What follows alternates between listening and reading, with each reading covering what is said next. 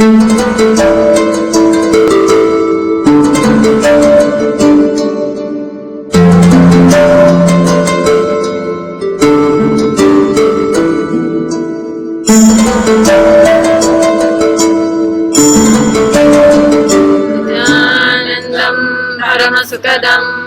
केवलं ज्ञानमूर्तिं द्वन्द्वातीतं गगनसदृशं तत्त्वमस्यादिलक्ष्यम् एकं नित्यं विमलमचलं सर्वदी साक्षिभूतं भावातीतं त्रिगुणरहितं सद्गुरुं तं Namami. Nityanandam, everyone. So today, now we're going to have Jivat with us To be sharing a little bit about our experiences and understandings of today's satsang about oneness with Swamiji. So again, I think it would be great if we share again what Swamiji shared. He said, I am my vision for humanity. He's a principle. He's not the body at all. He's the principle. I am my vision for humanity. That's what he said. And he described what his vision is for humanity. His vision for humanity is that everybody lives in the state of Sadashiva, lives in space, and manifests the powers of Sadashiva. So for the whole world, that's what he wants. He wants everybody to become Sadashiva. Yeah. So when you're manifesting powers, you need to have oneness to manifest powers. But when you manifest powers, you're also in oneness. So it's a big circle of oneness that you have to be in that. So you're basically in oneness with the source. You're understanding you're not this body and mind. This place is not real. What is real is that connection with the source. talking about that. See, one of the responsibility or role that I play in this subject, all is Lila, it's a divine play. And one of the passion that I have is Swamiji's so-called program, 23 days spending time with Swamiji, it's called Inner Awakening. I really, really, really connect with where Swamiji said, I am my vision for humanity. This is the nearest, small, easiest way that how you bring this humanity every 23 days, be with him. How just that 23 days he raised them to the next level, the divine level. So when he said, I am my vision for humanity, is I immediately could relate with what I'm doing here in the Sangha. Whenever I see anybody, I just like, oh my God, people. And I remember when first time Swamiji told me to take the responsibility of a month in the Midwest, St. Louis. A devotee came from Washington DC. She did offer Pratiksha Father Puja to Swamiji, and she asked how to bring our Sangha bigger. We do there. Do we need to have sannyasi there or something? And Swamiji said it's all about people, people, people, people. He repeated that many times to her, and I was there. So since I heard that, I always felt that's my mantra when I went as a woman to that new community. It's all about people, people, people, people, not just the property and things. So today when Swamiji says, I am my vision for humanity, it's like immediately I connect with that. And of course that oneness. Such a powerful. Such a beautiful thing.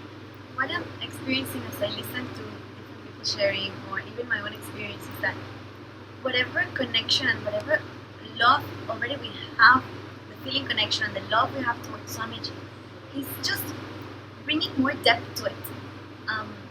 Even like how Swamiji explained, it is not just the physical body, it is not just the way I relate to you, but it is a principle that functions through this body, that is me.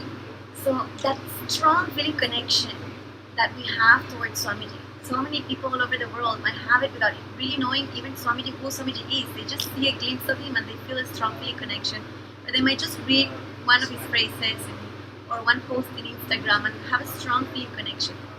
Then to understand, wow, that feeling connection is the echo of my journey to help humanity, to wake up to my realization and help everyone else wake up to the realization that we're one with Sadashiva. So it's just really exciting to have the depth in the connection with Swamiji and bringing more depth to the love that we have towards Swamiji. And I would love to hear a little bit from Maharaj. I think you have to come a little closer to the screen. Oh, yeah. So, similar Okay, things. check my One of the awesome experiences I had recently with Swamiji was with manifesting Shaktis. There's actually two things that happened. First, when I started expressing, Swamiji started expressing the power of mind over matter through me. Basically, there's a process of visualizing Swamiji in your third eye, and then reciting the passcode to bring the Kundalini awakening and express the Shaktis, and then from that space, then connecting with Swamiji. So, and then expressing the Shakti. So basically, all I did was I visualized Swamiji in my third eye, and I saw him there strongly, and so I actually felt a strong feeling connection. So I just enjoyed that, and after a few seconds, the coconut fell off the person's head. Wow. So I didn't do anything. So I thought that was pretty fun. So I did that with the next 5 people. I didn't do anything. I just looked in my third eye. It was a really strong feeling actually. And so after a few seconds, the coconut was just falling repeatedly. And so that was great. Then I was sure I didn't have to do anything. If I just looked at Swamiji, then he would take care of everything. So that was kind of the first step of that experience. And then later we were practicing, we were expressing the body scanning. And I was sitting for about 5 minutes, working with body scanning, and this time I was not feeling a strong feeling connection at all. And I wasn't seeing anything. I wasn't feeling confident. I was a little bit tired and having difficulty focusing. And so I was sitting for about 5 minutes, and the only thing I saw was a bright ceiling covered in leaves. And so then the 5 minutes was up. I was supposed to share whatever was happening, do the body scanning, and I didn't see anything. So I just closed my eyes and I just said, Swamiji, the only thing I saw was this bright ceiling with leaves. So if there's anything now, you can just show me now, and now's the time to show me. And so then I just saw this small concrete, like half concrete wall, and I just said, the time is now. I have to go with what he's showing. So I said, there's a small concrete wall, and the man said yes. And then I said, on the other side, there's an old wooden door. He said yes. I said, there's like the door frame is falling apart. It's like a brown color. He said yes. I said, the door is green color. He said yes. And I said, on the other side, there's a lamp there. He said yes. And then I said, the other thing I saw was a bright light on the ceiling with a lot of leaves. And he said, yes, there's a lot of trees there. And we often sit back with coffee in the reclining chair, and we just look up and see the trees and have a conversation. So everything was exactly correct. Wow. So the thing that told me was that even if I don't know it, even if I don't believe it, even if I don't feel it, Swamiji's always there, and he's always taking care of everything. Wow, that's amazing. And it was just a complete blessing by him that I just asked Swamiji, whatever is there, you please show me, and then I'll describe it, and he just did it all. So that for me was a really amazing thing. It's one thing when you feel really good and you feel a strong feeling connection, you feel like powerful, but it's a totally different thing when you're feeling off and you're feeling like the connection is not there. Then then I was like, he's always there. You just have to ask and look, and he'll show you it. So yeah. I think that is one of the main things that we can all benefit is remembering that even when we feel he's not there, because we always relate with the physical body. We always relate with kind of like that human dimension, that humanness. But when we remember that he's actually present, he's part of us, that we're one with him, that he's the principle, and that principle is us. It's a completely different conscious experience altogether. That is basically what we need to remember.